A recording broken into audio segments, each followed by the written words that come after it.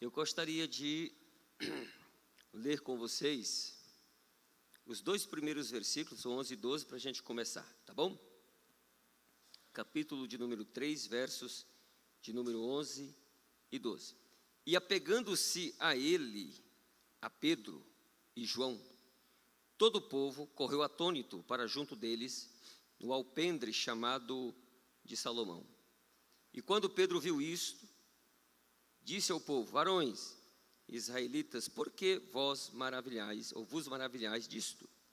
Ou por que olhais tanto para nós, como se por nossa própria virtude ou santidade fizéssemos andar este homem?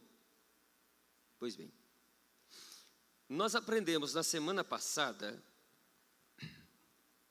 sobre a cura desse homem que estava à Porta Formosa.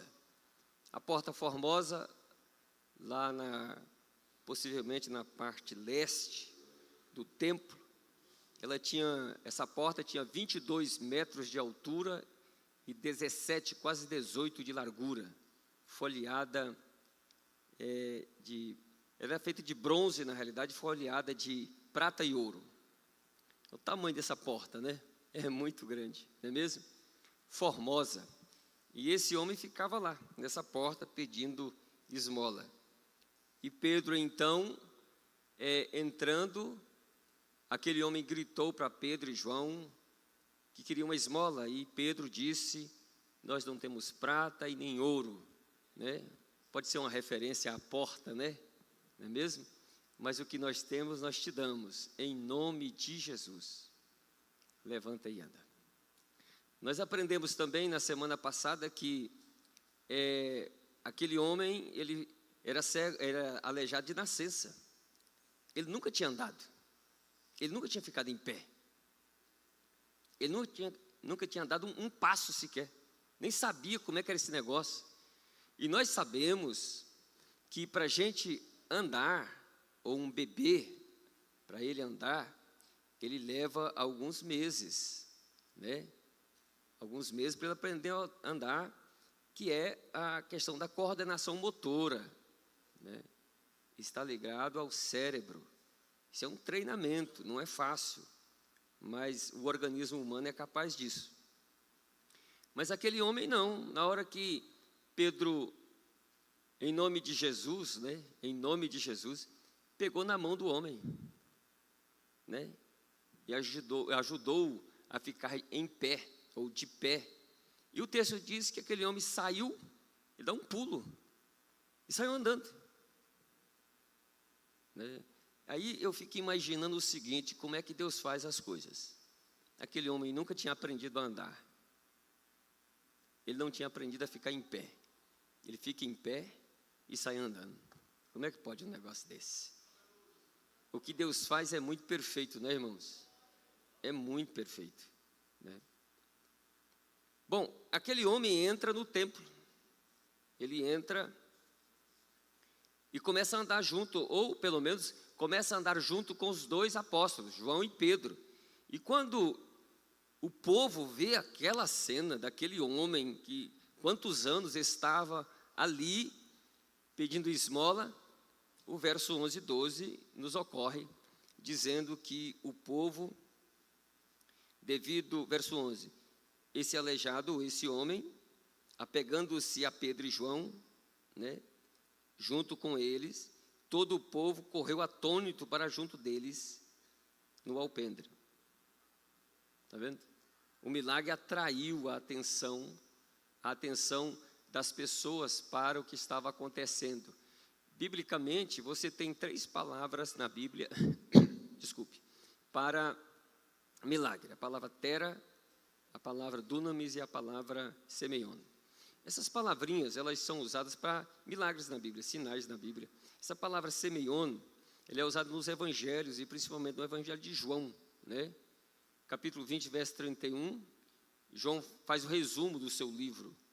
Estes milagres foram escritos, os que estão no evangelho de João, foram escritos para que creiais que Jesus Cristo é o Filho de Deus, e crendo tenhais vida no seu nome.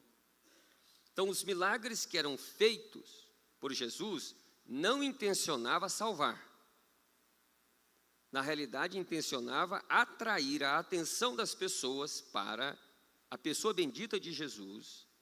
E as pessoas, então, olhando para ele, vendo que Deus estava fazendo o milagre, acreditassem que ele era o Messias, o Filho de Deus. Então, o milagre é o meio para se ter a salvação. O milagre não é a salvação. Tem que entender isso. Então, a bênção que você recebe não é a salvação.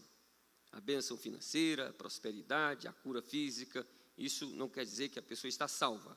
Isso é para levar você a crer que Jesus é o Filho de Deus, rendendo-se aos pés dele, convertendo-se a ele. Essa é a lógica da coisa, né?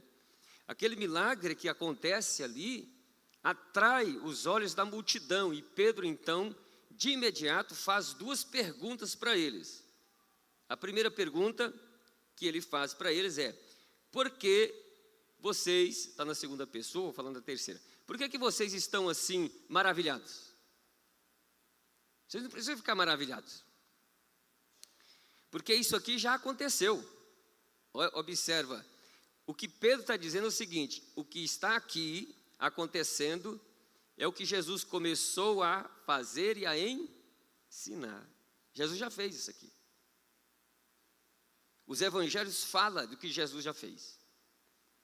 O que em Atos dos Apóstolos Pedro está querendo dizer é o seguinte: o que Jesus começou a ensinar e a fazer, continua a fazer, não por nós, não por mim, mas através de Jesus, pelo poder do Espírito Santo. Viu a lógica da coisa? Pois bem, a segunda pergunta é justamente essa: por que vós estáis fitos em nós? Vocês estão pensando que somos nós que fizemos isso? É o nosso poder, a nossa virtude, a nossa sabedoria? Nada disso. Não é nós que fazemos. Volta de dizer o capítulo de número 1, verso 1 de Atos dos Apóstolos. Jesus começou a fazer, começou a ensinar. E ele continua fazendo, porque o Espírito Santo desceu sobre a igreja. Quem está fazendo é Jesus. Jesus é que está fazendo, na pessoa bendita do Espírito Santo, que habita onde, gente? Na igreja. Então o ser humano é apenas vaso, é apenas servo, para Jesus fazer a obra em cima dessa terra. E essa igreja precisa do dinamismo, do poder do Espírito Santo. Pois bem, então observa que no verso 12, ele está dizendo para eles que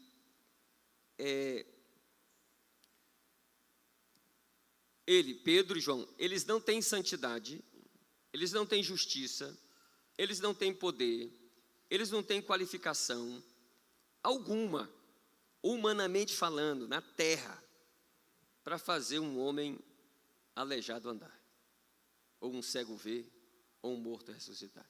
Eles, homem. Sabe o que Pedro está fazendo aqui? Pedro está fazendo trazendo uma grande verdade. Qual é a lógica do Velho Testamento, gente? A lógica é que Deus profetizou no Velho Testamento que o Messias viria. E homens na história tentaram tomar o lugar de Jesus. Tentaram ser servidos no lugar de Jesus. Quando Jesus chega, tem muitos deuses. Quando Jesus chega, tem muitas pessoas que se arrogam para si o direito de talvez fazer milagres e ter poder, ter posição. Um deles nós já falamos aqui, César. Ave César Augusto, né?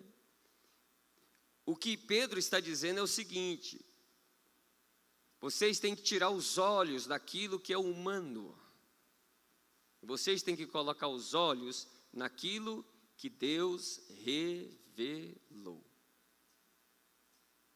Tira os olhos daqueles que se arrogam para si o título de divindade e coloque os olhos naquele que Deus estabeleceu como Senhor de vivos e de mortos. O Filho dele. É interessante que o sermão de Pedro agora, nesse texto, é dirigido aos feitos de Deus na história e em Cristo.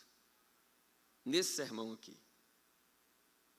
Há uma grande necessidade de que a igreja continue pensando sobre essa questão de não deixar que o antropocentrismo esteja em evidência na igreja. O louvor não pode ser antropocêntrico. Quem trabalha não pode trabalhar voltado para o antropocentrismo.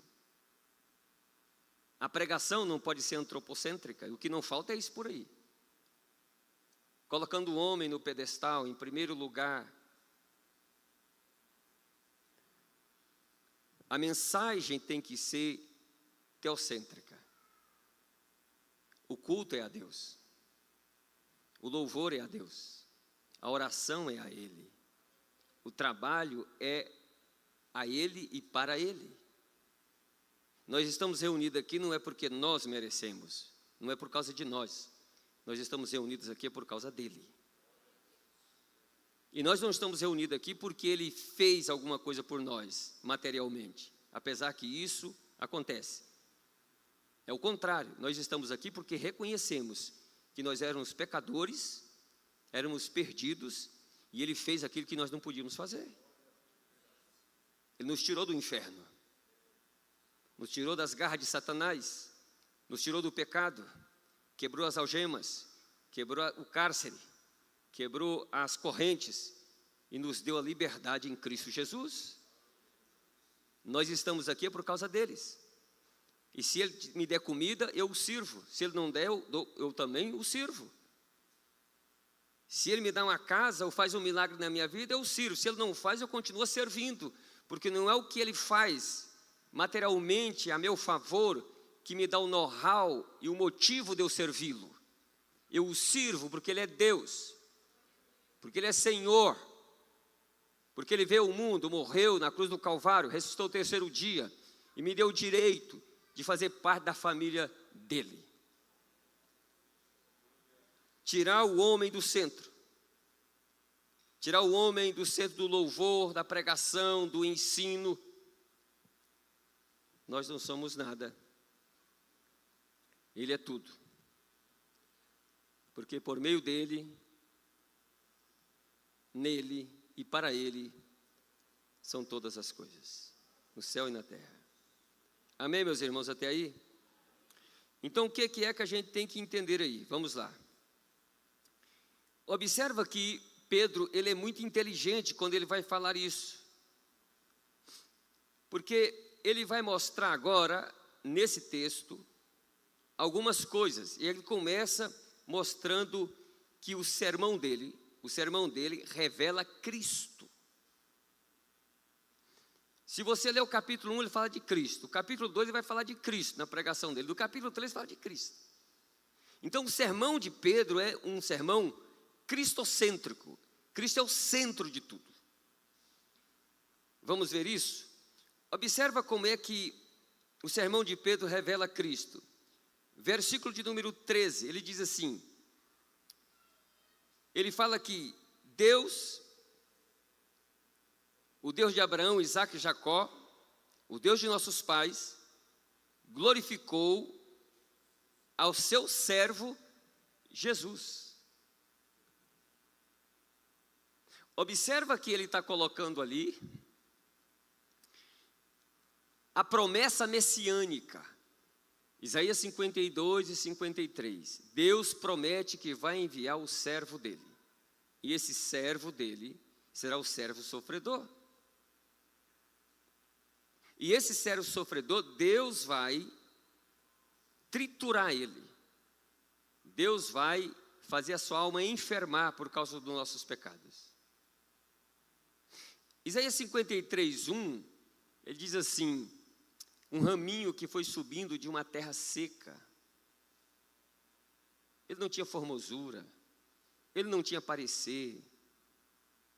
Ele era um homem experimentado nos trabalhos, homem de dores.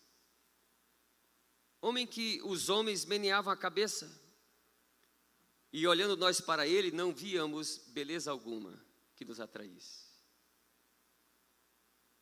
Ele foi levado ao matadouro como ovelha, e perante os seus tosqueadores não abriu a sua boca. Esse é o servo sofredor. E o que Pedro está dizendo aqui é que Jesus, que Deus revela Jesus. O sermão de Pedro está revelando o servo sofredor. Continue, por favor. Verso de número 14. Observa que ele diz que esse Jesus, também ele é santo e justo. Você está vendo como é que ele está revelando Jesus? É cristocêntrico. Santo, porque não tinha pecado, e justo, porque nunca cometeu uma falha. Diz também no verso de número 15, que ele é o príncipe da vida. Ele está descrevendo Jesus. Então o sermão dele é cristocêntrico. Em quarto lugar, ele diz no verso 18, que ele é o Cristo, o Messias esperado. E no verso de número 22, ele diz que ele é o profeta que Deus prometeu. Então o sermão de Pedro está revelando uma cristologia. Todo sermão que começa, todo sermão que continua e todo sermão que termina tem que ter Cristo. Sermão que não tem Cristo, está fora. Por que está fora, pastor? Porque Deus criou o mundo através de Cristo. O mundo é sustentado através de Cristo. Nada existiria sem Ele. A Bíblia fala que Jesus não apenas dá existência à criação, mas Ele também deu e proporcionou a salvação à humanidade. Ele cumpriu a lei que o homem não dava conta. Nele se começa, nele se sustém e nele se continua. Jesus é o centro de tudo. Ele é o caminho, Ele é a verdade e Ele é a vida. Ninguém vai ao Pai senão por Ele. Ele entrou no céu, Hebreus capítulo de número 7, verso 26, e foi feito mais sublime do que os céus, mais alto do que os céus, mais glorioso do que os céus. Capítulo de número 4 de Apocalipse diz que Deus está no trono. Capítulo 5 diz que no meio do trono está o Cordeiro. No meio das 4 criaturas viventes, no meio dos 24 anciãos, no meio de milhões de anjos e no meio de todas as pessoas, ou todos os seres que estão no céu, na terra e embaixo da terra. Ele está no centro. Ele é a lâmpada que iluminará a cidade celestial. Ele é o advogado pelo qual Deus advoga a causa da igreja na terra. É Ele que é o meio de você se tornar filho de Deus.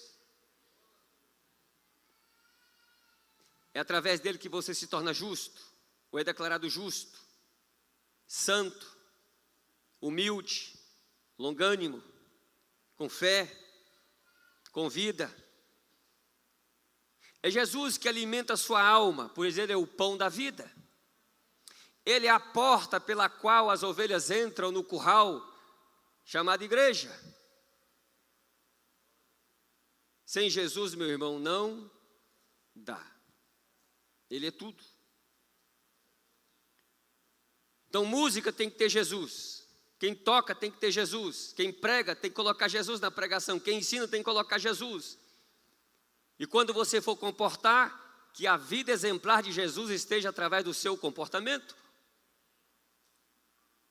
Que o que você for fazer, as pessoas vejam Cristo, não vejam você. Paulo diz em 4,13 de Efésios, até que todos cheguemos à unidade da fé, ao pleno conhecimento do Filho de Deus, à varonilidade perfeita da estatura completa de Cristo.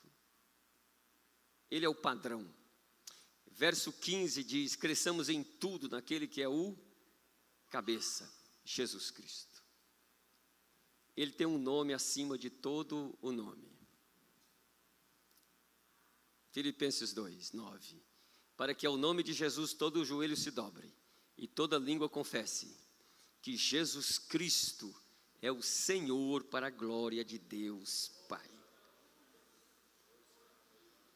Por isso o capítulo de número 3, verso 36, capítulo 2, desculpe, verso de número 36, diz que Deus, saiba pois com certeza toda a casa de Israel, que a esse Jesus a quem vós crucificaste, Deus o fez Senhor e Cristo. Deus o fez. De novo, Deus o fez. Existe outro Senhor? Não. Deus o fez Senhor. Alguém pode se aventurar e dizer que tem um senhorio sobre esta terra. O patrão pode mandar no empregado, o líder no liderado, um grande fundador da religião ou de uma religião pode gabar-se de ter fundado a religião. Talvez um Buda, um Confúcio, né? Um Maomé da vida. Mas eles estão na tumba, eles não saíram de lá. Por que Deus fez Jesus Senhor e Cristo? Porque a morte não pôde segurá-lo. Ele saiu da tumba ao terceiro dia, num corpo glorificado. E Deus o elevou acima e colocou assentado à direita dele e o fez Senhor para todo sempre. É isso. O sermão de Pedro, em primeiro lugar, ele é cristocêntrico. Em segundo lugar, esse sermão nos revela o que Deus fez. O que Deus fez? Vamos lá. Verso 13, desculpe. Verso 13. Deus glorificou a Jesus.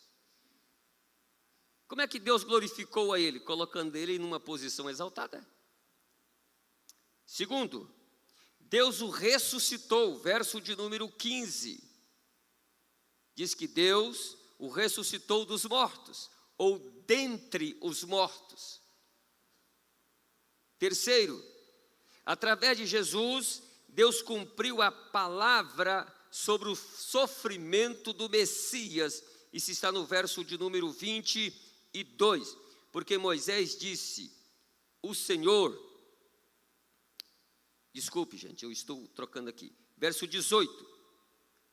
Mas Deus assim cumpriu a sua palavra, dantes pela boca de todos os seus profetas, que havia de que Cristo padecer no mundo. O que Deus fez mais?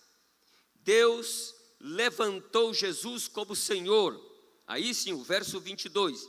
E acontecerá que toda a alma que não escutar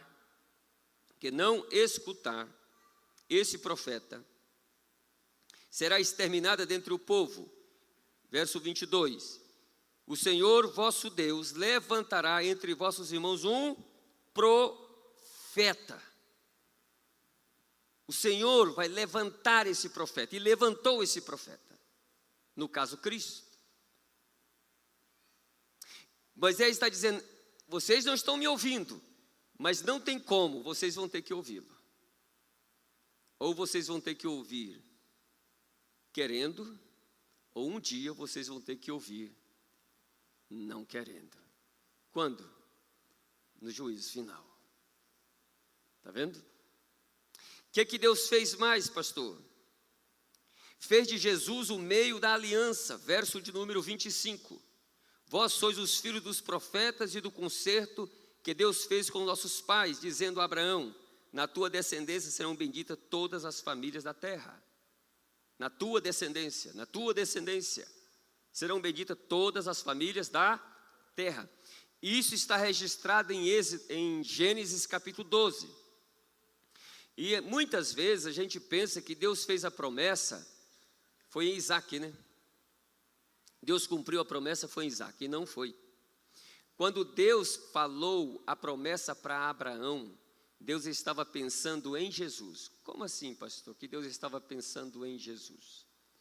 2 textos na Bíblia muito característicos para nós. João 8:56. Abraão desejou ver o meu dia, viu-o e se alegrou. Que dia é esse? O dia que ele nasceu, que ele cresceu, que ele começou o seu ministério, ensino, pregação, cura, morte, ressurreição e ascensão. Esse é o dia. Então Abraão viu o dia de Jesus, foi revelado a ele. De uma maneira ou de outra foi revelado a ele. Ele sabia que a promessa que Deus estava fazendo só passava por Isaac, mas a promessa não era em Isaac. A promessa que estava sendo feita era em Jesus. Por isso Gálatas 3:16 responde para nós. Ora, as promessas foram feitas a Abraão e ao seu descendente. Tem texto que fala, a sua semente, ou a sua posteridade. Vou pegar a palavra semente. Foi feito a sua semente, não as suas sementes, como falando de muitos, mas falando a sua semente como de um, porque a sua semente é Cristo. Então a promessa foi feita sobre Jesus. Então a vida de Abraão foi uma vida cristocêntrica. A fé de Abraão foi uma fé cristocêntrica. Todo o modelo de vida de Abraão foi um modelo de vida cristocêntrico. Estão entendendo, gente? Amém? Mas tem mais um homem, deixa eu pular aqui um pouquinho. Tem mais um homem também que foi a mesma coisa. Se você ler o capítulo de número 11, verso 23 a 27 de Hebreus, fala de Moisés.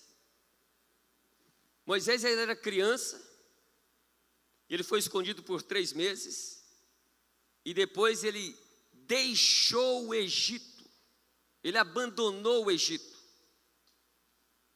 e ele foi para Midian, andando no deserto. O texto diz que ele preferiu ser maltratado com o povo de Deus do que por um pouco de tempo ter o gozo do pecado ou do Egito. O que é isso, pastor? Ele renunciou o trono do Egito. Ele largou o trono do Egito. Ele era príncipe. Ele ia se assentar no trono do Egito. Ele preferiu abandonar o trono, a glória, o poder, a riqueza, para ser humilhado com o povo de Deus. Verso 27 de Hebreus 11, diz assim, e ele não temeu a ira do rei, mas ficou firme, como vendo aquele que é invisível. E quem é invisível? Deus. Aí a gente vai entender agora, ele ficou firme vendo aquele que é invisível. Aí João 5:46 responde para nós. Jesus diz para os fariseus, se vós cresceis em Moisés, creríeis em mim, porque de mim escreveu ele. Para aí então. Então quando Moisés estava escrevendo o Pentateuco é cristocêntrico. A vida de Moisés foi uma vida cristocêntrica. O modelo de vida de Moisés, tudo que Moisés ensinou apontava para uma vida cristocêntrica. Tanto é que a lei, meus irmãos, a lei que foi escrita, a finalidade dela é Cristo. Romanos 10:4. Porque a finalidade da lei é Cristo. A lei é o meio para se chegar à finalidade. Cristo. Quem é que instituiu a lei? Deus, através de quem? Moisés. Então Moisés está dizendo que a lei é Cristo. De Gênesis a Apocalipse, a Bíblia toda é cristocêntrica. Deus honra o Filho dele. Deus abençoou o Filho dele.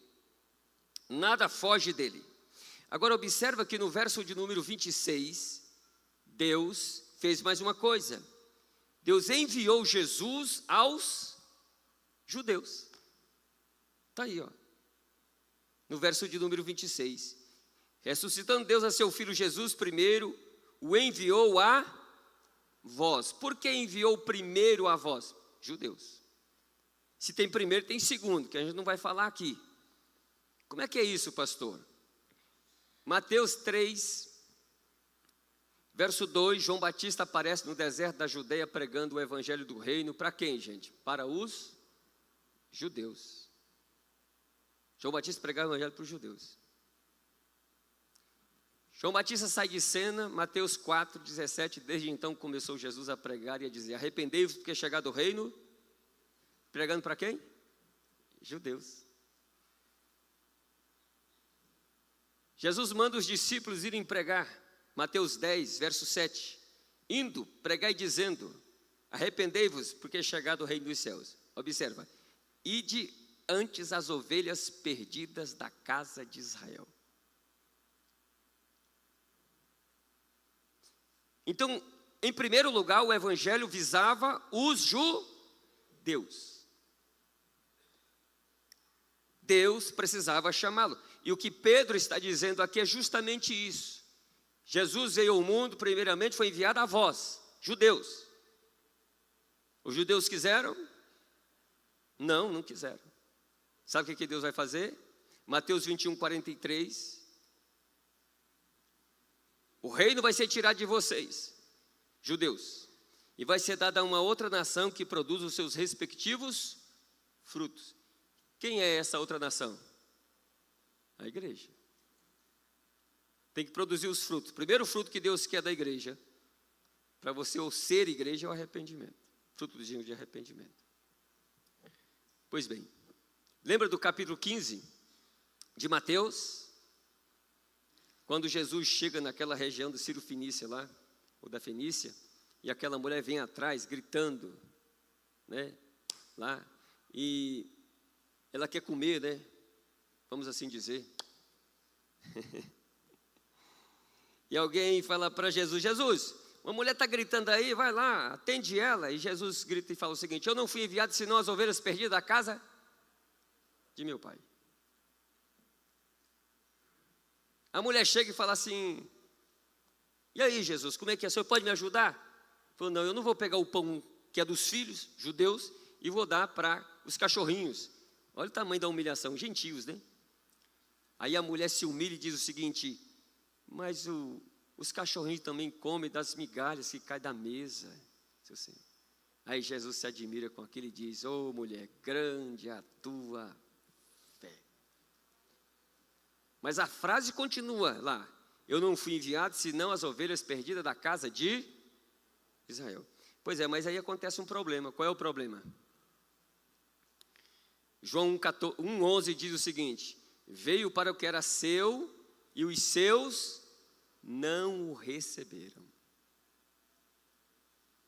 Não receberam. E aqui entra um outro detalhe agora. Qual é o detalhe que entra, pastor? É que no verso de número 17 do capítulo 3, Pedro vai dizer assim: e agora, irmãos, eu sei que o fizestes por ignorância, como também os vossos príncipes. O que os judeus fizeram por ignorância? Então, em terceiro lugar, o sermão de Pedro revela o que o povo fez. O que o povo fez? Vamos lá? Verso 13. Volte para o verso 13. Ele diz que a quem vós entregastes. O que o povo fez em primeiro lugar? Entregou Jesus. Segundo, verso 13, negou Jesus. Negou ou negaste, tendo ele terminado, que fosse solto. Negaste aonde, pastor? Diante de Pilatos. O próprio povo de Israel, além de entregar, também negou Jesus. Terceiro lugar, o que mais esse povo fez? Verso 14, trocou Jesus por um homicida. Mas vós negaste o santo e o justo e pedistes que se vos desse um homem homicida. Que coisa, meus irmãos. Em quarto lugar, verso 15, eles mataram Jesus. Matastes o príncipe da vida. Deus está falando para os judeus. Eles fizeram isso, de acordo com o sermão de Pedro aqui. E Pedro, de uma maneira muito sábia, vai dizer para eles: pois é, mas vós o fizeste na ignorância. Mais ou menos assim, vocês não sabiam. Vocês não entendiam. Será que não mesmo? Ou Pedro está abrandando a coisa para depois pegar eles? O que é, na realidade, a questão da ignorância, pastor? Da ignorância. Se a gente ler o capítulo de número 1, do verso de número 18 em diante de Romanos, você vai ver que Deus começa a dizer o seguinte lá: porque do céu manifesta a ira de Deus contra toda a impiedade. Ímpios. O que os homens fazem lá? Eles mudam a verdade em mentira. Eles transformam seres criados, homens, quadrúpedes, répteis, aves, fazem uma estátua e dizem que isso é Deus. E coloca isso em lugar da adoração ao único Deus verdadeiro. Eles mudaram o uso natural da mulher, se inflamaram varão com varão, cometendo todo tipo de torpeza e recebendo o justo juízo sobre eles. Deus os entregou às paixões infâmias. E aí, o texto vai dizer para nós, vamos fechar isso aqui: pois é, homem, se do céu manifesta,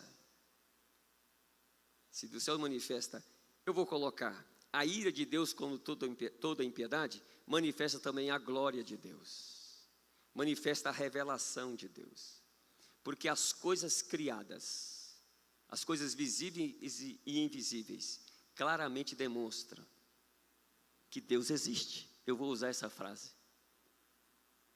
Como é que você vai ficar indesculpável diante de Deus, se a própria criação revela que Deus existe? Não tem desculpa. Então, quando Pedro está dizendo para eles, para os judeus, porque o fizeste na ignorância, até certo ponto, entre aspas, porque se você ler Lucas 23, 34, Jesus está na cruz do Calvário, e Jesus diz assim, ó: Pai, perdoa-lhes porque não sabem o que fazem. Mas o mesmo Pedro está dizendo para eles: vós o entregastes, vós o negastes, vós o trocaste por um homem ímpio, um homem homicida, vós o matastes, vós fostes feitos criminosos. É como se Pedro estivesse dizendo: vocês o assassinaram, vocês o mataram, vocês o traíram, vocês o negaram. É isso que Pedro está dizendo. Esse povo é tão culpado quanto aqueles soldados que mataram Jesus. E o pior de tudo é que aquele que peca crucifica Jesus de novo. Não, pastor, a gente não crucifica. Hebreus 6, verso 4 em diante diz: porque é impossível. Porque é impossível que aqueles que uma vez foram iluminados, provaram o dom celestial, eu vou colocar nas minhas palavras, receberam o Espírito Santo, tiveram a salvação e a convicção disso dentro deles, uma vez caíram, sejam renovados para arrependimento. É impossível aqueles que uma vez foram iluminados, aqueles que receberam a salvação e recaíram, sejam iluminados de novo ou renovados para arrependimento. Aí todo mundo fala: não, é porque isso aí, uma vez salvo, salvo para sempre. Nada disso. O texto responde lá. Por que é impossível eles serem renovados para arrependimento? O texto diz, porque de novo crucificam o Filho de Deus. Não assusta o que eu vou falar, tá? Mas quem peca está crucificando de novo o Filho de Deus para si. Sabe qual é o perigo disso? É que o texto quer dizer o seguinte: quando a gente peca, está crucificando de novo o Filho de Deus, nós estamos nos aliando àqueles que um dia prenderam Jesus, julgaram Jesus injustamente, levaram e pregaram Jesus na cruz do Calvário e mataram Jesus. Ele está dizendo, quem peca, depois de receber o conhecimento da verdade, depois de ser salvo, se alia aos criminosos. Então, pecador, na ótica de Deus, é um criminoso. Ele bate o martelo dizendo que concorda com a morte de Jesus.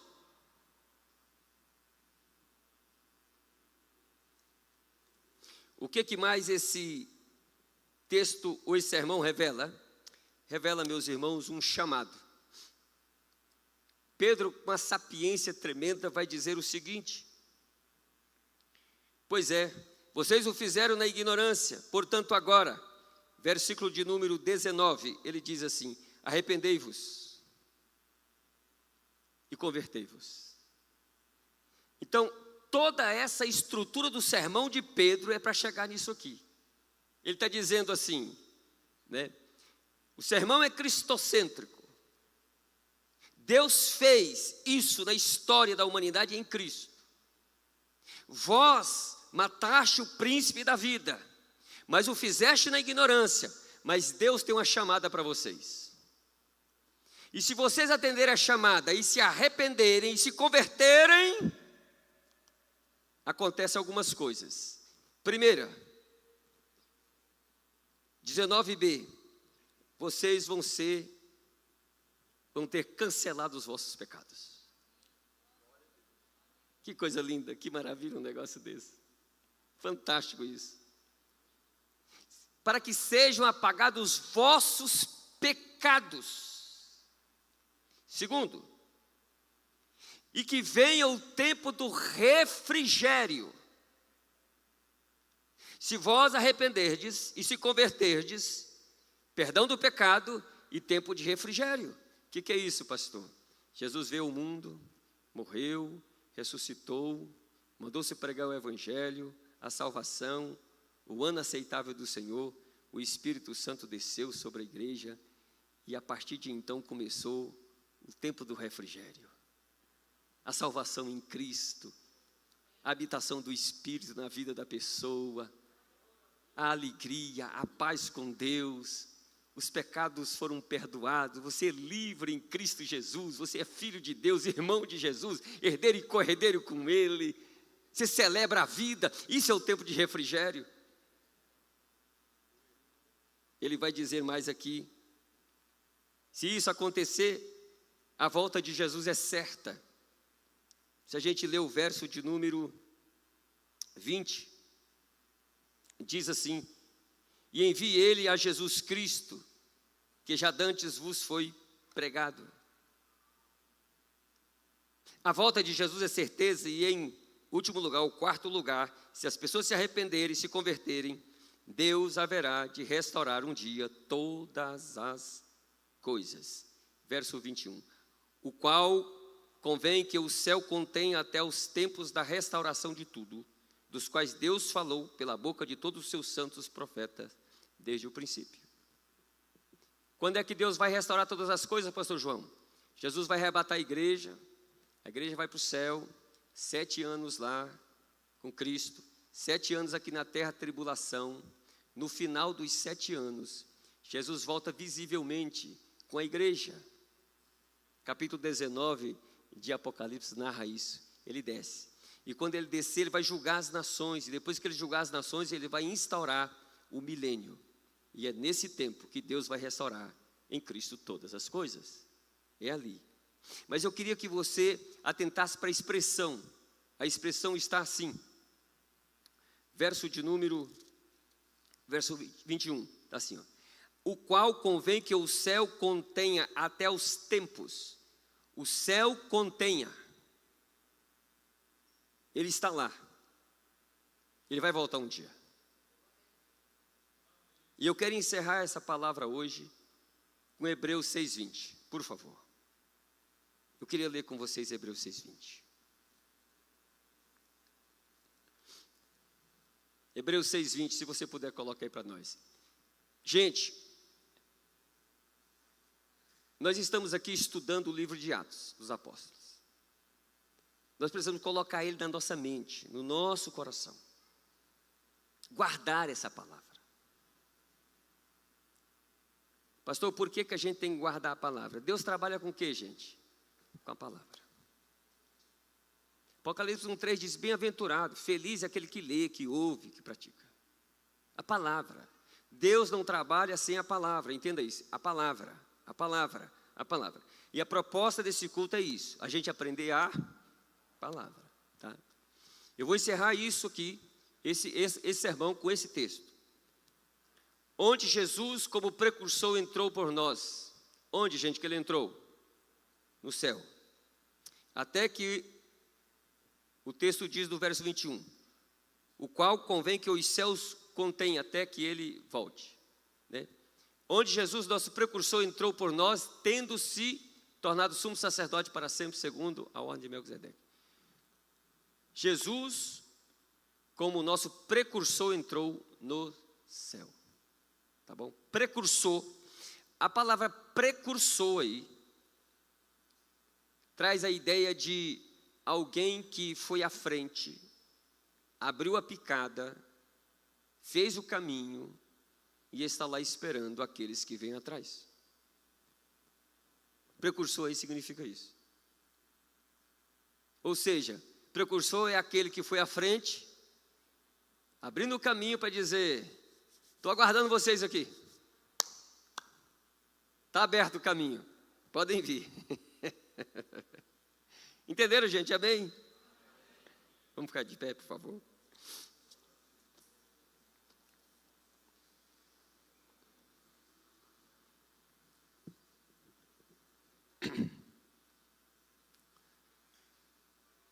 O sermão de Pedro foi cristocêntrico. O que foi que Deus fez? A maior de todas as coisas que Deus fez em Jesus foi ressuscitá-lo e colocá-lo à direita dele lá no céu como Senhor de tudo. O que o povo fez? Entregou, renegou, matou, né, crucificou, matou, humilhou, trocou. Né? E o que Deus quer que esses homens façam? Que se arrependam e se convertam. E se isso acontecer, eu não sei, você que está aqui essa noite, que está nos ouvindo aí pela rede social, eu não sei como é que está a sua vida, eu não sei como é que está a sua situação, mas entenda, se você se converter de verdade, se você se arrepender e se converter de verdade, Deus tem perdão de pecado para você, Deus tem refrigério para a sua alma, Deus pode te abençoar muito, e a maior bênção é incluir você na família dele, né? João 1,12, mas a todos quantos o receberam, a Jesus, Deus deu-lhes o direito de serem chamados filhos de Deus, a saber, os que creem no seu nome. Amém, meus irmãos?